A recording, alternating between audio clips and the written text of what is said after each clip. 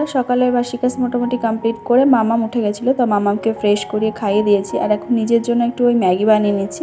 আজকে এটা দিয়ে ব্রেকফাস্ট করবো ভেবেছি। Hello everyone, welcome back to the channel. কেমন আছে সকলে? আশা করছি ভালো আছে, সকলে সুস্থতা কামনা করে আবার একটা নতুন ফ্রেশ ব্লগ হয়ে গেছে। 10টা 15। তো এখন থেকে ব্লগটা স্টার্ট করছি। আই হোপ আজকে ব্লগটা তোমাদের ভালো হবে, তো পুরো ব্লগটা কন্টিনিউ দেখতে থাকো। সকালের খাওয়া দাওয়া কমপ্লিট করার পর এখন যে সমস্ত বাসনগুলো হয়েছিল সেগুলো মেজে নিলাম। আর আজকে মামামকে সুজি দিয়েছিলাম আর তুষারকে রুটি দিয়েছিলাম, মানে আজকে তিনজনে 3 রকম ব্রেকফাস্ট হচ্ছে। তো সেই সমস্ত বাসন ছিল, তো সেগুলো মেজে নেওয়ার পর এখন চলে এসেছি হচ্ছে ঘরটা পুছে নেওয়ার জন্য। ঘরটা প্রতিদিনই পোছা হয়, কিন্তু মামামের জন্য হয়তো 2বার করে কোনো দিন মারতে হয়। কি বলতো, প্রচণ্ড পরিমাণে ঘরটা নোংরা করে। এই ঘরটা অতটা নোংরা করতে পারে না, কারণ এই ঘরে সেরকম থাকে না। ওই দিনের বেলাটা টিভির ঘরটাতে রাখা হয় ওকে বেশি, তো ওইখানে জল টল ফেলে মানে খাবার টাবার ফেলে প্রচুর নোংরা করে দেয়। তো সেই কারণে ওই ঘরটা 2বার করে মোছা হয়ে যায়। তো তারপর ঘরটার পুছে নিয়ে এখন জামা কাপড়গুলোও কেচে দিয়েছি। আর এই দিকটাতেই এখন মেলাচ্ছি, ওই দিকে আর মেলাচ্ছি না, কারণ আগের দিন দেখাচ্ছিলাম তোমাদেরকে সাপ এসছে। তো সেই ভয়তে দেখো বারবার পেছন দিকে তাকাচ্ছি আর মেলাচ্ছি, মানে একটা ত্রাস থাকে মনের মধ্যে। তো জানি না কবে এই ঘরটা ছেড়ে যেতে পারবো। যেদিন যেতে পারবো মানে শান্তি পাবো একটু মনের মধ্যে, এই ভয়টা থেকে কাটিয়ে উঠতে পারবো আর কি। তো জামা কাপড়ের দিকে মেলানো হয়ে গেছে, এখন স্নানটা সেরে নেবো। আর মামামকেও আজকে স্নানটা করিয়ে দেবো, কারণ একসাথে করলে কি হয় বলো তো, আমার আর চাপ থাকে না। তো মামাকে একটু স্নান করিয়ে একটু গালে মিষ্টি দিয়ে এসেছি, কারণ স্নান করেই ফল খাওয়াতে নেই, তো সেই কারণে। আর এখন আঙুর ফল ধুয়ে মামাকে দিয়ে আসলাম। আর আমি এদিকে রান্না জোগাড় করতে চলে এসেছি। ওই আজকে একটু চিকেন নিয়ে এসেছিলো, তো সে সকালবেলা অফিস যাওয়ার আগেই দিয়ে গেছিলো, মানে বলেছিলাম। সেরকম সবজি টবজি কিছু ছিল না ঘরে, তো সেই কারণে। তো এখন চিকেনটা ম্যারিনেট করে রেখে তারপর সবজি যেগুলো আছে মোটামুটি সেগুলো কাটাকাটি করবো। তো এখন সবজিগুলো নিয়ে বাইরে বসে গেছি। কি রান্নাঘরেই আগে কাটতাম, কিন্তু কি বলতো, এই দিকটা পুরোটাই ফাঁকা। তো আর ওই যে তোমাদের বললাম একটা ভয় কাজ করে, আর তার মধ্যে মামামকে একটু পাহারা দিতে হয়।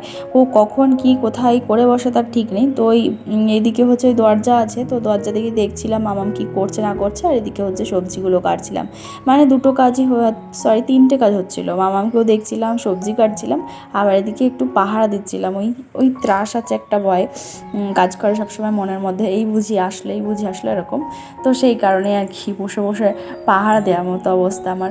তো যাই হোক, ওদিকে সবজি টবজি কাটাকুটি করে এখন ধুয়ে ফেলেছি, আর ধুয়ে এখন বসিয়ে দিয়েছি। আসলে শাক কাটছিলাম, পালং শাক। তো ওই বেগুন বড়ি দিয়ে পালং শাকের তরকারি করবো, আর হচ্ছে একটু মাংস করবো, ব্যাস এটুকুই ভেবেছি আজকে। রান্নার ফাঁকে ফাঁকে কতবার যে মামামের কাছে যেতে হয় তার ঠিক নেই, কারণ ওকে একটু খাটের পরে রেখে এসেছি। আর এদিকে ভাতটা বসিয়ে দিলাম। আর যেটা বলছিলাম, ওকে খাটের পরে রেখে এসেছি, তো তো বারবার ওই টয়লেট যাবে, না হলে কিছু করবে, তো এবার নিচে ছেড়ে রেখে এসেছি। এবার বারবার চলে আসে রান্নাঘরে বাইরে। এবার বাইরে কুকুর থাকে, এবার পোকা মাকড় সমস্ত কিছু থাকে, তো 14বার ওকে গিয়ে পাহারা দিতে হয়। তো এদিকে আমার শাকটা রান্না কমপ্লিট। আর এখন আলুটা ভেজে, এখন ওই মশলাগুলো ভেজে কষিয়ে নেব মাংসটা, ব্যাস এটা রান্না করলেই হয়ে যাবে। আর এদিকে আমার মাংস রান্না কমপ্লিট, কিন্তু ক্যামেরার জন্য কেমন একটা বিশ্রী মতো কালার এসছে। সমস্ত কিছু কমপ্লিট, এখন বেজে গেছে 2:30। হ্যাঁ, মামাকে তোলার চেষ্টা করছি, ও মানে রান্না করতে করতে দেখে এসে ঘুমিয়ে পড়েছে। তো কিছুতেই ম্যাডাম আর উঠছে না, এখন কখন উঠবে তাকে জানে। উঠলে খাওয়াবো, না খেয়ে ঘুমিয়ে পড়েছে। আর তুষার কোনো বাড়ি আসেনি, আসার টাইমও হয়ে গেছে প্রায়। তো কখন উঠবে মামা এসো না। তো চলো দেখি ডেকে ডেকে তোলা যায় কিনা, তুলে খাইয়ে দিই। আর 2:30 বেজে গেছে, অনেক লেট হয়ে গেছে আজকে।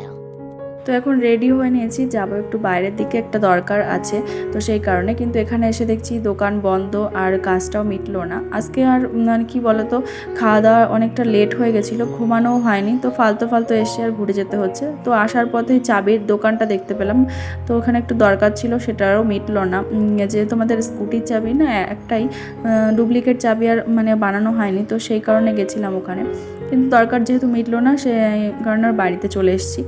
বাড়িতে এসে একটু চা করে নিয়েছিলাম, আর আজকে লিকার চাই করেছি একটু আদা দিয়ে, কারণ প্রচণ্ড পরিমাণে ঠান্ডা লেগেছে, গলা ব্যথা হয়েছে। তো এই জন্য চাটা খেয়ে এখন ওই রাতের রুটি করব, তো সেই কারণে আটাটা মেখে নিচ্ছি। আর এরপর আর কোনো ভিডিও মানে করা হয়নি। তো আজকের ব্লগটা এটুকুই রাখলাম, দেখা হচ্ছে নেক্সট ব্লগে। ততক্ষণের জন্য ভালো থেকো, সুস্থ থেকো। আজকের মতো টাটা।